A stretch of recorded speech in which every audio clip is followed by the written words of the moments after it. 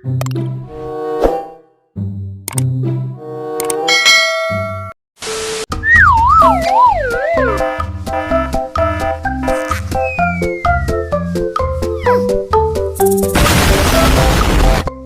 lihat teman-teman, ada Ultraman lagi dapat telur ajaib ya teman-teman. Kira-kira isi dalam telur ajaibnya apa ya teman-teman? Ayo kita bantu Ultraman ya teman-teman.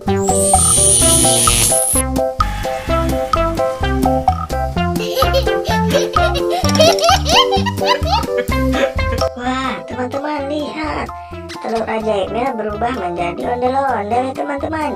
Baiklah, selanjutnya kita lanjut ya.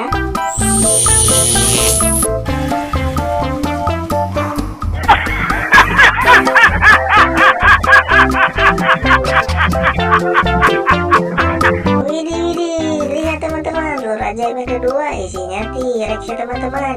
Baiklah, kita lanjut lagi ya.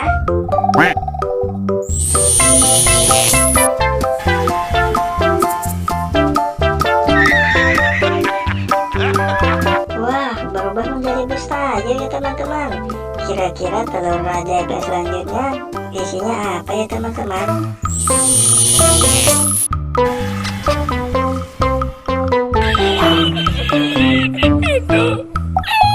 Wah, telur ajaib yang terakhir isinya balon SpongeBob ya teman-teman.